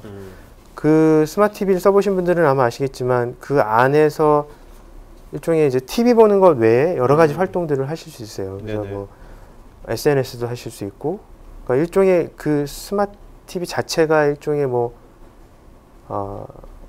OS 플랫폼? 예, 네. 플랫폼이라고 해야 되겠죠. 그래서 그러다 보니까 이 스마트 TV 자체에 대한 그 펌웨어들을 업데이트하거나 그, 네. 그 안에 들어가는 컨텐츠들을 업데이트를 해야 되는 이제 필요성이 있었고요. 네네. 이제 그러다 보니까 이제 미국에 있는 스마트 TV는 미국에서 서비스를 받게 하고 유럽에 있는 스마트 TV는 유럽에서 서비스를 받게 하기 위해서 그래서 이제 클라우드가 검토가 됐고 마이크로소프트의 이제 클라우드를 활용해서 그 스마트 TV들에 대한 컨텐츠나 그 펌웨어 업데이트 관리를 하고 있습니다. 지금 스마트 TV 사례를 들어보니까 네. 진짜로 이게 지금까지 어떤 클라우드 서비스란 게 네. 생각하면 이게 뭐 개인이나 네네. 뭐 B2B 네. 기업 사용자만 생각했거든요. 네. 근데 그게 아니라 지금 스마트 TV 얘 사물이잖아요. 네, 인간이 맞습니다. 아니잖아요. 네. 그러니까 이런 사물들까지 이게 서비스에 객체가 된다 생각하면 네. 진짜 클라우드 이런 이제 어떤 그 서비스 제공 업체 입장에서는 엄청난 시장이 생기는 거네요. 네. 그죠? 이제 500억 개 시장이 생기는 거네. 그렇죠. 신규 시장이. 예, 이게 점점 아마 좀 아까 2020년까지 500억 개의 시장이 생길 수 그렇네요. 있다라고 볼 수 있는 거죠. 우리가 사람만 생각했을 때는 한정적인데. 네, 그다음에 맞습니다. 사람은 또 영업하기도 힘들잖아요. 네. 이건 한 번만 잘해놓으면 쫙 되는 거니까. 네. 야, 또 새로운 또 그러니까 이게 클라우드뿐만 아니라 다른 비즈니스 쪽도 결국 이런 관점으로 봐야 될 것 같아요. 네. 우리가 인간 고객만 생각하는 게 아니라 어떻게 생각하면 그죠? 그렇죠. 네. 자, 마지막으로 잠깐 요약해 주시고 이제 이따 동영상 준비된 동영상 보도록 할까요? 네네. 예, 그래서 이제 클라우드는 이제 뭐 여러 가지 아까 실제 사례를 통해서 보셨겠지만 저 타임 투 마켓 이제 효과에 대해서 말씀드리자면 타임 투 마켓이라고 해서 이제 어떤 신규 사업에 대해서 시장 진입하기 위한 여러 가지 고려될 게 있지만 최소한 이 IT 자원에 대한 고려는 안 하셔도 된다. 그래서 네. 시장 진입을 시간을 단축할 수 있을 것 같고요. 아까 실제 사용자의 3분의 1 정도가 테스트 앤 디벨롭먼트를 쓰고 있기 때문에 이제 검증이 됐다라고 보여질 수 있을 것 같습니다. 그래서 솔루션의 개발을 위해서 쓰실 수 이제 조금 더 편리하게 쓰실 수 있다고 봐지고요. 마지막으로 이제 코스트, 이제 비용인데요. 이제 이 부분은 약간의 논란의 여지가 있을 수 있습니다. 근데 실제로 구출해서 쓰는 거냐, 아니면 정말로 짧은 기간 동안 쓰고 빠지느냐에 따라서 좀 달라질 수 있는 얘기긴 하지만 클라우드의 특성에 맞게 사용한다라는 가정 아래서 봤을 때는 역시 낮은 비용으로 양질의 서비스를 제공할 수 있다라고 보여집니다. 네. 자, 그럼 이제 김상호 부장님이 준비한 저희가 동영상, 실제로 이게 어떤 동영상입니까, 부장님? 간단히 샘플을 보여드리는 건데요. 네네네. 사실 윈도우즈 애저는 네. 앞 세션에서 이사님께서 말씀하셨다시피 네. 전체 기업 애저를 도입하신다는 거는 큰 삼성이나 LG 정도가 가지고 있는 그런 대규모의 전환실을 우리가 가질 수 있다는 거거든요. 네네네. 근데 그래서 애저라는 거는 대기업뿐만 아니고 중소기업 모든 기업에서 다 이해할 수가 있는데 제가 준비한 거는 이제 애저를 시작하시는 입장이잖아요. 네네. 클라우드가 아직 그렇게까지는 뭐 이렇게 꼭 필요하다고 느끼지는 않을 분들이라서 네. 그래서 대기업인 경우에는 애저를 어떻게 시작할 수 있느냐 그리고 중소기업 같은 경우에는 전화실이 없으니까 그런 우리 회사에 꼭 필요한 그런 서비스들을 애저에서 어떻게 옮기고 어떻게 서비스할 수 있고 정말 빠르냐 뭐 그런 것들에 대한 영상을 도와준비했습니다. 자, 한번 보면서 좀 얘기 좀 나누도록 할까요? 네네. 예, 윈도우 애저 시나리오별로 준비를 해봤는데요. 그래서 크게 3가지에서 4가지 정도 시나리오 생각할 수가 있습니다. 네네. 첫 번째는 자사의 인프라스트럭처를 클라우드로 옮기는 경우고요. 두 번째는 데이터 센터가 없이 웹 서비스나 또 모바일 서비스를 제공하기 위한 그런 인프라를 갖출 수 있다는 얘기고요. 세 번째는 백업에 관련된 얘기인데요. 특히 최근에 백업 관련해가지고 이슈가 많습니다. 왜냐하면 특히 중소기업 같은 경우에는 백업을 하기 위해서는 스토리지가 필요한데 되게 고가거든요. 그렇죠. 근데 클라우드 같은 경우 이제 윈도우즈 애저는 그 아주 훌륭한 그 스토리지 서비스를 제공을 합니다. 네네. 그래서 그 다음의 문제는 스토리지를 저렴하게 중소기업이 사용할 수 있다고 되면 비용의 문제인데요. 네. 애저는 정말 싼 가격으로 네. 아주 훌륭한 수준의 데이터 백업을 제공을 하거든요. 데이터베이스건 파일이건 아니면 심지어는 고객사의 어떤 그 컴퓨터 시스템을 통째로 백업하는 그런 서비스 제공하거든요. 네. 그런 시나리오. 그리고 가장 많이 쓰이는 응용 프로그램 개발이나 테스트 실행. 뭐 테스트를 하기 위해서 SQL 서버가 필요한 경우 뭐 일반 서버를 사고 그리고 운영체제 깔고 SQL 서버를 설치하고 해야 되거든요. 네네. 되게 돈도 많이 들고 비용도 많이 필요한 일인데 사실 10분에서 15분 정도면은 처리할 수 있는 일이라서 거기에 대한 시나리오를 시간상 다 보여줄 수는 없고요. 그래서 인프라스트럭처를 클라우드 확장하는 흔히들 이아스라 부르는 그 얘기하고요. 두 번째는 데이터를 백업하는 그 얘기를 준비했습니다. 알겠습니다. 그러니까 지금 보여드리는 게 인프라를 클라우드 확장하는 건데요. 그래서 애저는 이아스 서비스 그리고 VPN을 제공해서 가상 네트워크로 자사 직원들이 어떻게 액세스하느냐 그런 것들 보여드립니다. 네네. 그래서 이 화면은 로그인하는 화면인데요. 그래서 제 아이디가 있는데 처음에 로그인을 시도를 하시면 편해요. 모든 사람들이 다 똑같은 화면을 보시거든요. 네. 저는 한 번 로그인했기 때문에 우선 밸리데이션을 하고 패스워드 입력해서 로그인하는 화면이고요. 로그인을 하시면 애저는 말씀드렸다시피 큰 인프라이기 때문에 제공한 서비스가 되게 많습니다. 네네. 그래서 UI가 일목요연하게 현재 내가 사용하고 있는 계정 밑에서 웹사이트는 몇 개, 가상 컴퓨터는 몇 개, 모바일 서비스는 몇 개 이렇게 일관적으로 보여주신 거고. 가상 컴퓨터를 만들기 위해서 가상 컴퓨터 선택하시면은 현재 없는데 클릭 한 번에 만들 수가 있어요. 여기에서는 빠른 생성을 할 수가 있는데 갤러리라는 걸 제공하거든요. 갤러리를 클릭하시면은 미리 깔려있는 윈도우즈 서버에 SQL 서버가 미리 깔려있다거나 익스체인지가 미리 깔려있다거나 심지어는 리눅스나 우분투 OS 같은 그런 다른 OS들까지 쉽게 선택할 수가 있고요. 그래서 저는 이제 SQL 서버를 보여드릴 텐데요. 그 SQL 서버에서 내가 필요한 거는 뭐 엔터프라이제이션이다. 그러면은 엔터프라이제이션을 선택을 하시고 그리고 뭐 간단하게 다음 버튼 클릭하신다거나 한다거나 해서 그렇게 넘어갈 수 있는 그런 서비스 제공하거든요. 비주얼 스튜디오도 그렇고요. 뭐 개발 환경을 구축할 때 비주얼 스튜디오 많이 쓰잖아요.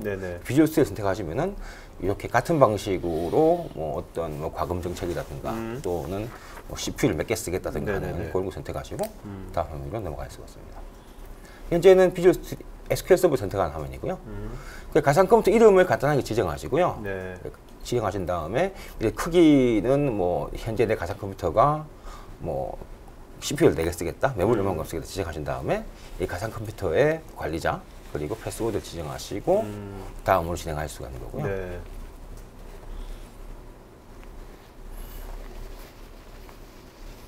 그리고 구성하실 때 뭐 서비스 DNS 이름을 어떻게 둘 것이냐, 그리고 내 가상 컴퓨터 어디 둘 것이냐, 뭐 가까운 동남아에 한번 또 보기를 하고요. 그리고 어떤 엔드포인트가 열려 있어가지고 누가 어떤 형식에 접속할 수 있느냐, 그리고 에이전트가 설치된 걸 확인하시고 확인을 하시면은 만들어지죠. 아, 네. 간단한 환경이거든요. 사실 한 15분 정도 소요되는데요. 아까 첫 번째 세션에 그 JYP 엔터테인먼트 가상은 아니지만 이런 식으로 한 거죠, 그분도. 카드 방식으로 할 수가 있어요.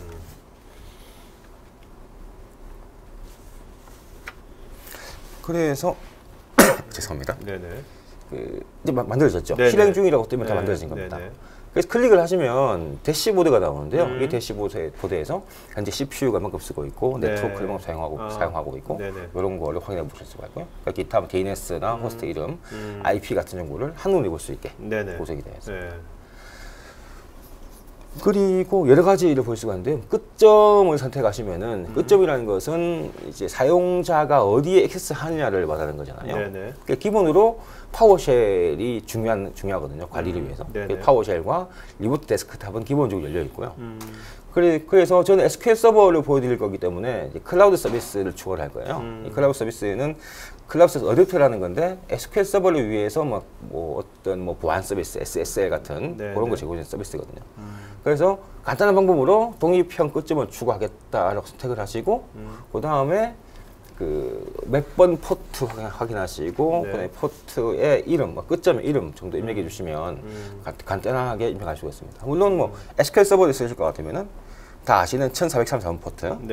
현재는 클라우드 서비스가 필요하기 때문에 보시는 바와 같이 클라우드라고 입력을 해주시고 공용 포트 11,400 제가 못 외우겠어가지고 11,435번. 그리고 뭐 개인 포트 똑같이 입력해 주시고요. 11,435번. 그럼 끝점이 만들어지거든요. 그럼 현재 저 클라우드 서비스 통해서 어떤 보안 서비스나 강화된 서비스를 조금 더 쓸 수 있는 그런 환경이 되는 거고요. 그리고 간단하게 같은 방법으로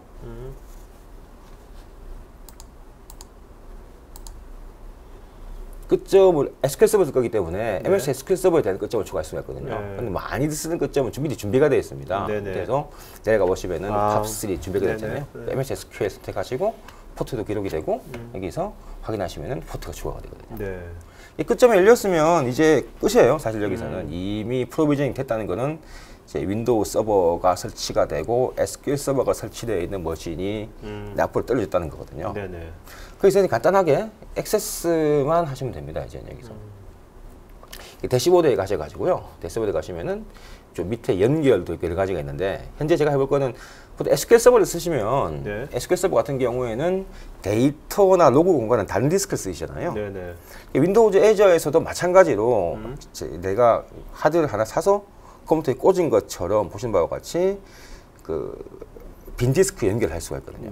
디스크 연결해 주시면은 새로 디스크가 하나 만들어져 가지고 내 가상 컴퓨터에 하나 추가가 된 그런 형태가 됩니다. 그래서 간단하게 디스크도 추가할 수가 있고요. 디스크는 무제한적으로 추가할 수가 있죠. 사실상 윈도우즈 애저의 스토리지는 거의 무제한이거든요. 사실상 무제한으로 추가할 수가 있고요. 그래서 그러니까 돈은 그 무제한으로 들겠죠? 그렇게 비싸지가 생각보다 클라우드는 많이 비싸다 생각하시는데 그렇게 또 비싸지 않아요. 알겠습니다. 항상 뭐 가격이 그다음 그래서 디스크가 연결이 되면 이제는 끝났습니다. 이제 연결하시면 되거든요. 연결 버튼을 클릭하시면 RDP 파일을 떨어뜨려 줍니다. RDP는 리모트 데스크탑을 연결하는 데 필요한 설정들이 필요한 건데요. 여기서 그냥 열기를 클릭하시면은 RDP 파일이 열려요. 물론 저장하셔가지고 계속 쓰셔도 되고 아니면은 사용자가 뭐 RDP를 이렇게 뭐 수동으로 MATSC 해서 여셔도 되는데 열기를 하시면은 이렇게 열리고요. 그래서 만들었던 SQL 어드민 그 아이디를 입력하시고 패스워드를 입력하시면은 제가 오타를 조금 냈었거든요. 네네네. 네, 뭐 인증서 확인을 하고 열립니다. 이렇게 열리죠. 현재 지금 윈도우즈 애저에 만든 가상 컴퓨터에 액세스를 한 거거든요. 네네.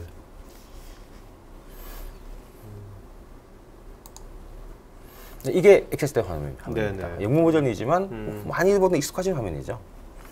그래서 뭐 매니지먼트 툴을 사용하셔가지고 여러 가지 작업을 하실 수가 있고요. 좀 디스크를 하나 추가를 했지 않습니까? 디스크를 추가하는 것도 마치 내 앞에 있는 컴퓨터를 다루는 거하고 똑같은 식으로 작업을 하시거든요. 디스크 매니지먼트 선택하시면은 일반적으로 컴퓨터에 새 하드디스크를 추가했을 때 이런 화면이 나오지 않습니까? 네네. 똑같은 화면이 보이고요. 이 10GB짜리 디스크를 같은 방식으로 포맷을 하시고요. 유의하실 거는 D 드라이브 쓰시면 안 된다는 거. 이게 약된 디스크를 가지고. 그래서 올로케이드 된 데이터를 같은 방식으로 볼륨 할당하시고 뭐 디스크 뭐 드라이브 레터도 할당하시고 우리가 이미 익숙해져 있는 UI. 네, 익숙해져 있는 UI. 그냥 그 기존에 있는 내 책상 앞에 있는 컴퓨터를 쓰는 거하고 완벽하게 같다라고 생각하시면 되거든요. 이게 어디 있느냐 하는 거는 글쎄 동아시 어딘가 있겠죠. 그게 클라우드 서비스니까요. 그렇죠. 이제 데이터 막 조금 전에 만든 디스크가 붙었고요. 여기서 뭐 로그를 저장할 수 있는 공간 또는 데이터를 저장할 수 있는 거 데이터 안에 저장해주고 그리고 하나 더 만들어서 뭐 로그를 지정해주고요. 그리고 백업을 위한 공간 지정해주고요. 물론 다른 디스크에 두시고 싶으시면 디스크를 3개를 추가하시면 되죠. 이런 식으로 아주 확장성 있고 아주 그 저렴하면서도 쉽게 사용할 수 있는 그런 서비스를 제공한다는 게 에즈의 장점이라고 할 수 있습니다.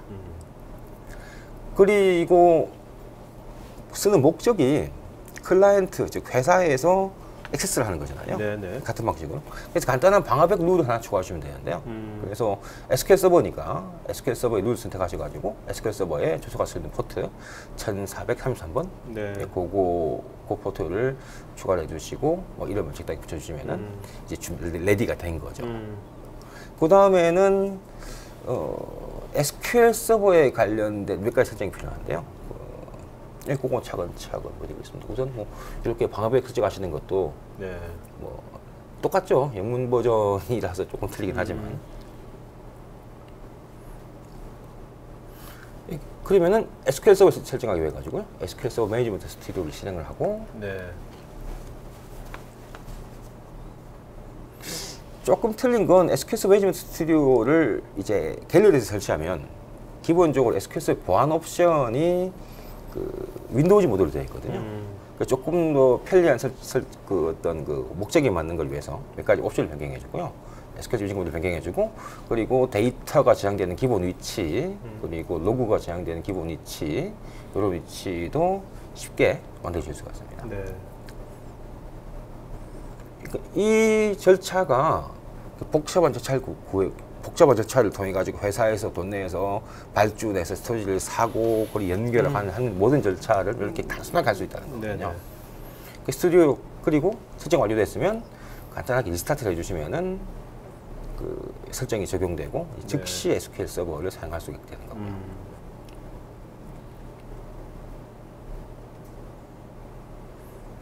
다음으로는 사용자를 한 명 추가해 줄 거예요. 사용자는 그게 윈도우즈 인증이 아니기 때문에 인프라로 쓰실 것 같으면은 뭐 어떤 하이브리드로 연결해서 현재 우리 회사의 사용자가 권한을 갈 수 있겠지만은 현재 거기가 준비가 안 됐기 때문에 SQL 어드민을 사용자를 만들고 패스워드 입력한 다음에 보안 옵션을 선택하고 그리고 상자를 만들어서 앞으로 클라이언트에서 어떤 관리자 권한을 얻기 위해서 또는 여러 가지 작업을 하기 위해서 로그인할 때 이 계정을 만들기 위해서 로그인해 주시는 겁니다. 한번 보시는 분들은 익숙한 작업이실 거예요. SQL 서버를 쓰시는 분들은 그 클라우드라고 딱히 특별할 게 없다. 이런 클라우드를 한번 맛보신 분들이 다시 옛날 환경 가면 못 갈 것 같네요. 예. 너무나 편리하니까요.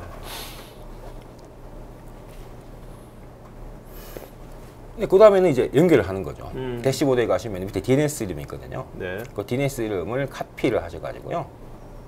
뒤에 보는 건 클라우드고 앞에 보는 거는 온프레미스입니다. 그래서 온프레미스에서 서버 이름을 입력해 주시고 그리고 인증 모드를 바꾸고 조금 전에 만들었던 SQL 어드민 그리고 네. 패스워드 입력해 주시면은 있거든요. 네. 현재 이게 별거 아닌 것 같아 보이지만 실제적으로 앞에 있는 SQL 서버 엔진 스튜디오는 제 책상 앞에 있는 거고요. 뒤에 보이는 거는 동남아 어딘가에 있는 네네. 가상 컴퓨터가 되는 거죠. 이런 식으로 쉽게 관리할 수가 있습니다. 불과 몇 분 안 걸리거든요. 네. 사실 제가 조금 가상 컴퓨터 만드는 시간 조금 편집을 하긴 했는데 거의 편집 안 했습니다. 20분 정도면은 이런 네. 환경 내 눈앞에 떨어뜨릴 수 있거든요. 이게 테스트 환경이 되건 아니면은 실제적으로 사용할 수 환경이 되건 네네. 똑같은 방식으로 사용할 수가 있다는 거죠.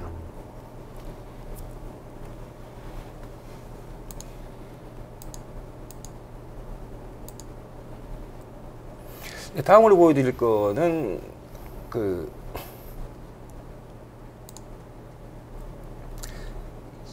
이제 말씀드렸다시피 백업을 하는 건데요. 네네. 네, 백업이라는 게 가장 큰 문제 비용입니다. 비용이고 저희가 최근에 친구한테 들었었는데요. 데이터 센터에 화재가 발생했었는데 백업까지 다 타버렸대요. 네. 그리고 DR도 없었고요. 네. 그래서 되게 복구에 시간이 오래 걸렸다고 그러더라고요. 그리고 백업이라는 게 뭐 테이프 또는 뭐 CD에 백업한다 그래도 네. 매체라는 게 내구성이 있기 때문에 평생 못 가는 거거든요. 네. 그래서 윈도우즈 애저나 같은 이런 뭐 클라우드 서비스는 사실상 무제한의 공간에 SLA 한도 내에서는 절대로 훼손되지 않는.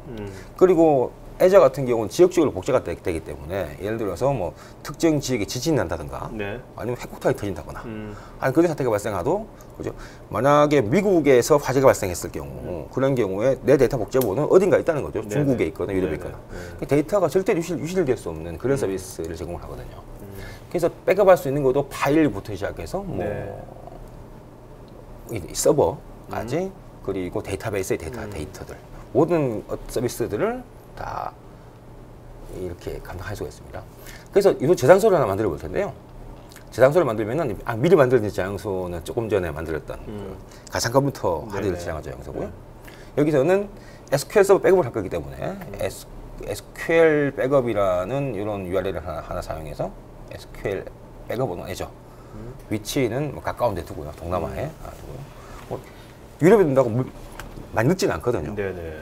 사이가 속도 차이는 사실상 저는 거의 없다고 알고 있는데 어쨌든 가까운 데가 좋으니까 남았습니다. 그래서 뭐 이렇게 저장소를 만드시고 그 저장소 밑에 저장소를 어떻게 사용할 것인가는 각 사실 쓰시는 분들 마음이거든요. 이 저장소에 파일을 올리셔도 되고 아니면은 뭐 빅데이터 같은 거 쓰셔도 되고 아니면은 뭐 기타 일을 하실 수가 있는데 이 저장소 공간을 사용해 가지고 여기다가 백업을 할 수가 있거든요. 네.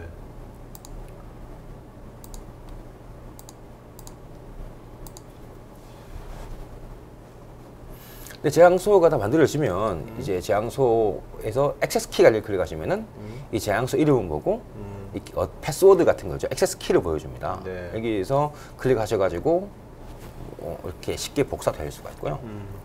액세스 키를 확인하였으면은 그 다음에는 내부 저장소 안에는 컨테이너라는 게 있거든요. 네. 예, 쉽게 생각하시면은 하드디스크 안에 폴더 같은 거라고 생각하시면 되는데요.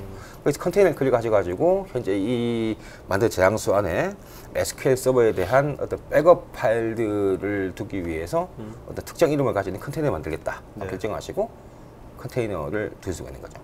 간단히 컨테이너 만들겠다 클릭하시고 이름을 알아보기 쉬운 이름 SQL 백업 이런 이름을 입력해 주시고요. 죄송합니다. 제가 오타를 해서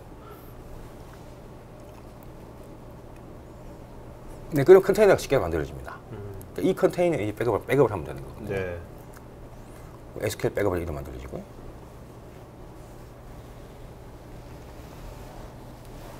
그 다음에는 SQL 서버 매니지먼트 스튜디오를 실행하셔가지고요. 백업을 하시면 되는데요. 요 스토리 프로시저입니다. 크리덴셜입니다. 네. 크리덴셜을 만드는 뭐 UI도 있는데요. 이런 식으로 아이덴티티에다가 조금 전에 보셨던 저장소 이름을 입력하시고 네. 시크릿에다가 액세스 키를 입력하시면은 이제 크리덴셜이 만들어지거든요. 그래서 여기서 뭐 저장소 보셔가지고 그렇죠. 액세스 키 관리 보시면은 저장소 이름을 복사를 하셔서 네.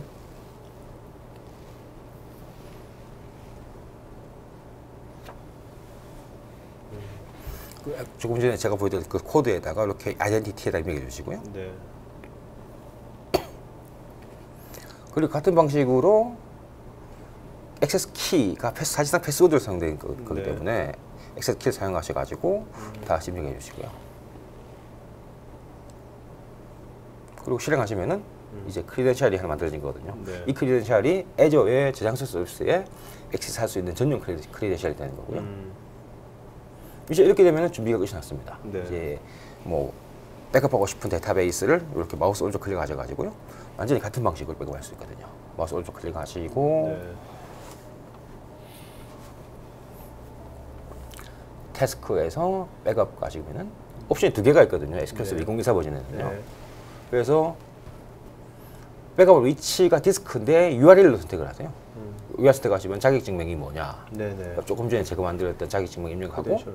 예, 컨테이너는 SQL 백업으로 만들었잖아요. 네네. 그 SQL 백업으로 입력해주면은 그 이제 입력해주고 확인해주면은 그 만든 그 위치로 그대로 이 선택한 데이터베이스를 백업을 하게 되는 거죠. 네네. 이제 백업을 시작했습니다. 저도 참 놀랐거든요. 저도 네. 데이터베이스 쪽이 제 전공이라 가지고 네. 어떻게 뭐 클라우드에 백업하는 거 특별한 절차가 필요하지 않을까 했었는데 완벽하게 같은 방식으로 아주 쉽게 네. 이렇게 백업할 수 있거든요. 이 컨테이너에 가보시면은 조금 만든 컨테이너 안에 몇 월 며칠 날 어디서 백업한 파일이다라는 시까지 이렇게 나오거든요. 네네네. 그리고 복원하는 절차도 거의 똑같습니다. 복원도 그 보통 일반적으로 데이터베이스가 손실이나 백업 하시잖아요. 그 복원을 하시잖아요. 네네. 그래서 그 복원 절차도 기존의 SQL 서버에서 이렇게 태스크에서 복원 클릭하셔가지고 데이터베이스 클릭하시면은 저장소 계정이 어디냐. 네. 저장소 계정 역시 그쪽에서 카피하셔가지고 액세스 키를 카피하셔가지고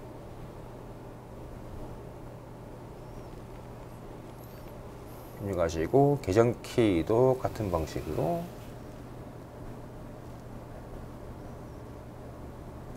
입력하시고요. 네. 연결하시면은 백업 메뉴가 되거든요. 아, 네. 복원 메뉴가 복원이 되는 되는 거죠. 거죠. 예. 확인하시면 복원이 끝납니다.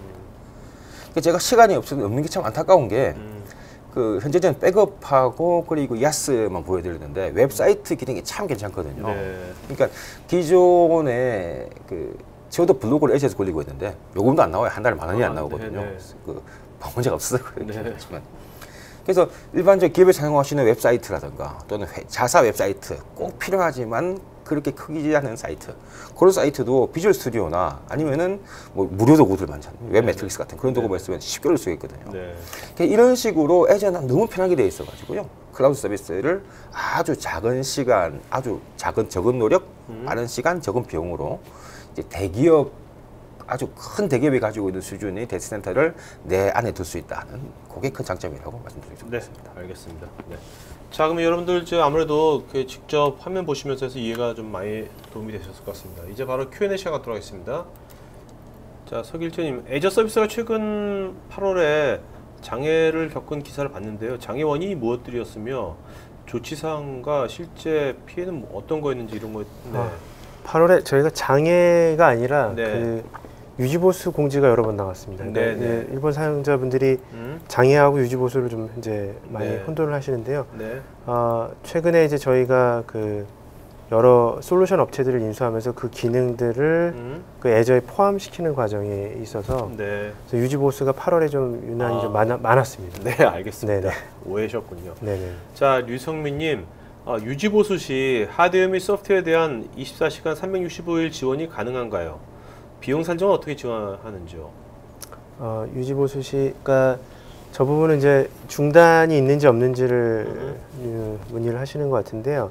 지금 현재는 유지보수 공지를 내보내는 이유는 서비스 중단이 있기 때문에 지금 유지보수 공지를 내보내고 있고요. 네.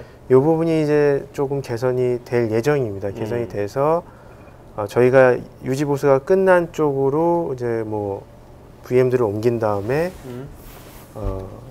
또 다른 하지 않은 업그레이드를 하지 않은 서버들에서 업그레이드를 해서 네. 사용자들이 이제 저희가 유지보수를 하더라도 사용자의 서비스 중단 없이 갈 수 있도록 네.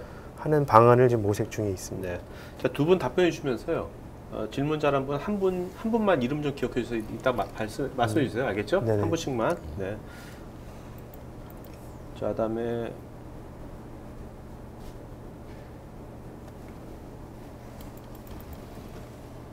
김수열님, 애저 사용 시에 사전 협의된 소프트웨어 외에 고객사에서 자체 개발한 응용 프로그램이나 새로운 타사 솔루션을 탑재할 때 라이센스 비용을 포함한 가격 신청은 어떻게 되는지요? 이 부분은 이제 마이크로소프트의 소프트웨어에 대해서는 이제 라이센스 정책이 명확하게 규정이 되어 있습니다. 그런데 다른 그 소프트웨어 벤더의 그 소프트웨어를 저희 애저 쪽에 탑재를 할 때는 그 다른 벤더들의 라이센스 클라우드에 대한 라이센스 정책이 따로 있을 겁니다. 그래서 그 규정을 따라 주셔야 됩니다. 이게 조금 다른 규정이 있거든요. 오라클 같은 경우는 저희가 오라클 계류를 제공을 하거든요. 네네.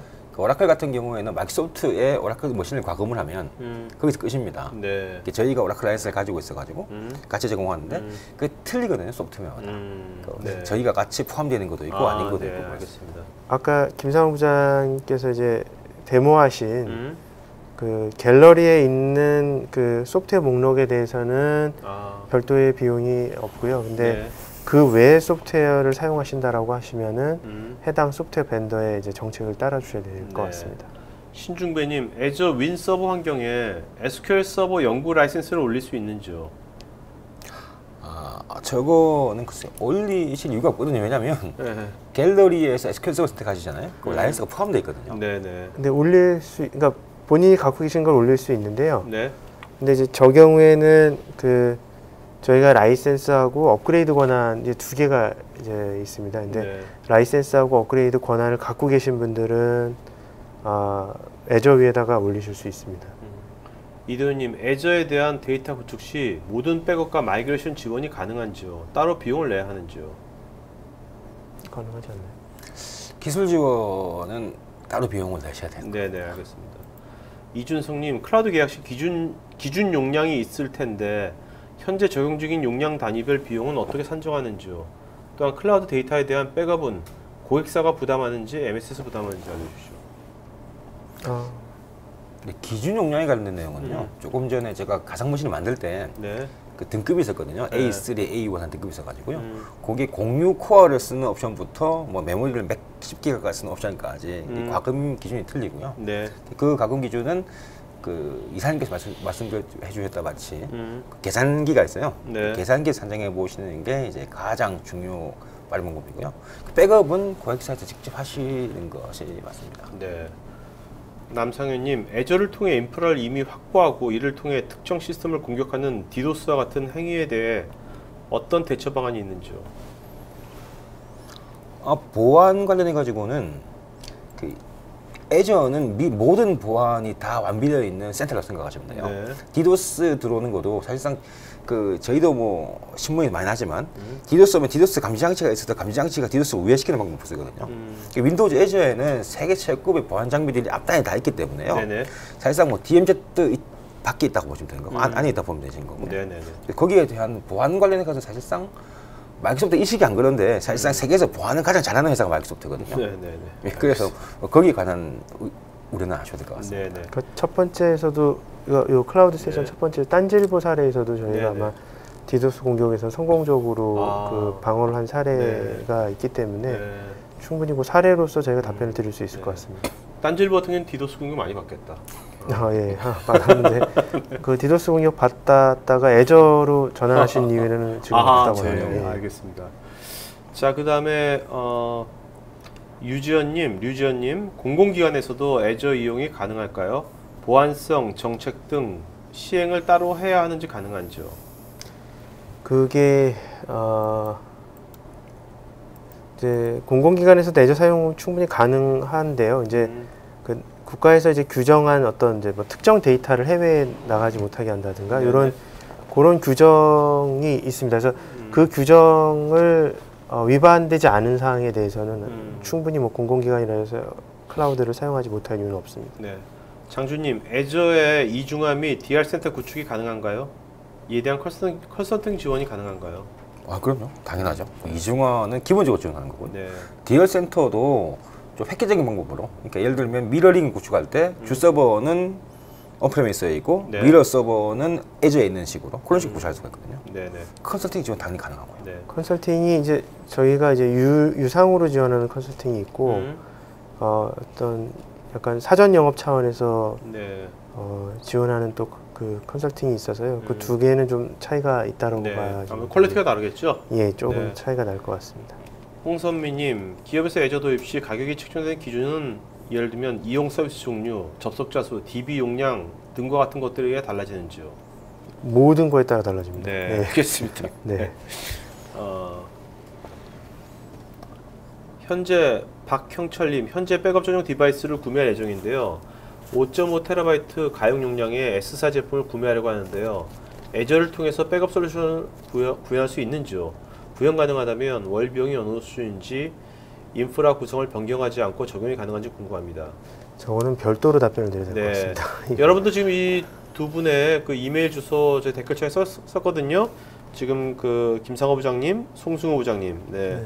이 가격에 대한 거에 지원에 대한 것은 송승호 부장님께 여러분들 그 먼저 이메일 보내주시기 바랍니다. 그 김영우님, 마이크로소프트 라이센스 정책을 보면 외부 서비스는 SPLA 스플라를 쓰라고 하던데 애저에서 별다른 제약 없이 외부 서비스용으로 구축 및 사용이 가능한가요? 예, 대외 서비스 할 때 이제 그 외부 서비스를 할 때 사용할 수 있는 라이센스가 스플라라는 라이센스가 있고요. 그러니까 뭐 두 가지를 쓸 수가 있는 겁니까? 그러니까 애저를 쓸 수도 있고 네. 스플라를 쓸 수도 있고 둘 중에 하나를 선택을 하시는 거네요. 예, 네. 예, 예. 김혜연님, 부선의 다른 LDAP과 호환 및 연동성이 지원되는지요? 네. UAD. 네. 네. 강성원님은 예전 액티브 디렉토리를 애저에서도 사용하고 싶은데 가능한가요? 네, 하이브리드 서비스가 있어가지고 윈도우 애저에도 AD가 있거든요. 네네. 그래서 거의 모든 형태로서의 AD 활용이 가능하습니다. 네. 임동찬님, 애저에서 제공하는 원격 데스크톱 데스크탑 연결을 통해서 가능한 작업의 범위는 어디까지인가요? 별도 소프트웨어를 설치해서 운영할 수도 있는 건죠. 저기 원격 데스크탑이 질문의 의지가 어떤 건지 모르겠는데 VNC 같은 그런 다른 걸 쓰는 걸 말씀하시는 거라면 네, 가능합니다. 설치해서 쓰시면 되거든요. 방화벽만 우회해 주십니다. 알겠습니다. 신중민님, 원드라이브에서는 단일 파일 2기가 이상인 것은 못 올리는데 애저도 파일 용량 업로드 제한이 있는지요? 현재까지는 없습니다. 네.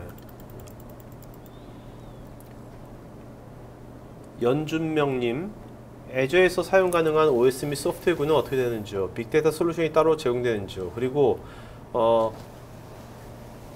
도커와 같은 서비스가 제공되는지 궁금합니다. MS SQL을 사용하지 않는 경우 라이센스 정책 및 스케일 아웃 하는 것은 얼마나 시간이 걸리는지요? 우선 OS 제품들은 크게 윈도우하고 리눅스 두 개가 제공된다고 보시면 될 것 같고요. 빅데이터 솔루션 같은 경우에는 HD 인사이트라는 게 있습니다. 하두빌 백그라운드 두고 있는, 그러니까 하두를 만든 덩커팅이 만든 회사가 있거든요. 호텔웍스라고 저희 파트너거든요. 그 백그라운드에 이제 그 호텔웍스에서 만든 하두비 있고요. 그 다음에 커넥터로 HD 인사이트가 있습니다. 계속 빅데이터 분석은 그 솔루션 사용하시면 되고요. 네. 도커 서비스는 저도 뭔지를 도커 운영 제공합니다. 네네. 이게 어떤 서비스입니까, 도커 서비스? 저도 저 부분 이제 서비스가 제공된다는 것만 지금 알고 네, 있습니다. 알겠습니다. 예. 네. 자, 그다음에 김지훈님께서 아직까지는 폐쇄적인 OS하면 MS가 가장 먼저 떠오릅니다. 이건 옛날 PC 때 그런 생각 많이 했죠. 오픈으로 가는 게 맞는 것 같은데 이 부분에서의 의견을 부탁드립니다. 네. 저 부분은 이제 저희가 애저 쪽, 그러니까 마이크로소프트가 몇 년 전부터 이제 오픈에 대해서 이제 포용 정책을 계속 쓰고 있고요. 네. 가장 대표적으로 애저 쪽에서 이제 오픈 소스를 굉장히 공격적이라는 말이 좀 안 어울리네요. 네. 굉장히 포용을 많이 적극적으로. 하고 있습니다. 예, 적극적으로 많이 하고 있고, 그래서 그 여러 가지 개발 언어들, 오픈 소스 기반의 개발 언어들도 다 포용을 하고 있고, 아까 보셨던 그 가상 머신 갤러리 가서 보시면은 오픈 소스 기반의 그 OS들도 지금 포용을 하고 있습니다. 그리고 뭐 유의 깊게 보시면 아시겠지만 저희가 내년 상반기까지 계속해서 이런 오픈 소스를 포용하는 여러 가지 프로그램들을 많이 내놓을 예정입니다. 그래서 이쪽은 계속해서 저희가 이제는 뭐 세상이 연결된 세상이기 때문에 옛날 90년대 같은 이제 패러다임 아니잖아요. 그러니까 저희 다들 변하고 있는 것 같아요. 그리고 그 새로 취임하신 그 사차 회장 CEO도 그 생각이 계속 포용 정책을 취하고 계시고 있어서 이재훈님, 퍼블릭 내부 서비스에서 베어메탈 등 물리적인 서버를 사용하는 하이브리드 서비스도 가능한가요? 외부 IDC와의 하이브리드 구성 시 회선 연결은 어떻게 되는지요? 전용에선 VPN 사용. 그러니까 저희는 퍼블릭 내부에서는 베어메탈을 사용할 수는 없고요. 다 대신에 이제 하이브리드 모델은 저희가 뭐 클라우드 업체 중에서 가장 먼저 제공을 했습니다. 그래서 기존에서 프라이빗에서 쓰시던 거하고 애저에서 쓰시는 거 연동하는 거에는 전혀 문제가 없이 활용하실 수 있습니다. 서길재님, 애저 실제 서버의 위치도 설정이 가능한가요? 아무래도 해외 지사 쪽은 실제 서버를 가까운 데 두는 게 좋을 것 같은데요. DR 구성했을 경우 데이터가 다른 위치에 데이터 센터에 있는 게 물리적, 심리적 안정 때문에요. 그 서버의 위치가 데이터 센터를 설정하는 건 가능하고요. 아까도 보셨지만은 동남아, 뭐 유럽 이렇게 특정 위치를 설정하는 건 가능한데요. 그 안에서 어떤 거를 한다는 거는 어렵습니다. 파일 사이즈 크기를 제가 무장히 말씀드렸는데요. 단일 파일이 200기가로 제한이 된다고. 200기가. 그 원드라이버 2기가인데 200기가. 자, 이모주님, 애저를 통한 보안 관제도 가능할까요? 보안 관제. 저 부분은 저희가 기본적으로 이제 매니지먼트 포탈을 제공을 하고 있는데요. 그 어떤 특정 기능에 관련한 어떤 보안을 하시려면은 아마 공개되어 있는 API를 통해서 아마 개발을 하셔야 될 것 같습니다. 자, 마지막 질문입니다. 박형철님, 관리자들, IT 관리자들한테 쉽게 와닿을 수 있는 사례 중심의 정보를 많이 알려주시면 좋겠습니다. 애저의 사례 중심. 이분 관리자가 IT 관리자인지 아니면은 어떤 관리자인지 모르겠어요, 그죠? 저 부분 제가 노력을 해야 되는 부분인 것 같은데요. 오늘 뭐 사례들 몇 개인데 보여드렸으니까 관리자 관점에서 궁금하신 게 많은 것 같습니다. 자, 그러면 오늘 질문 여기까지 받기로 했고요. 두 분 질문자 한 분씩만 좀 말씀해 주시죠. 이름을. 저는 빅데이터 질문 주셨던 성함이 잘 기억이 안 나는데 아까 연준명님.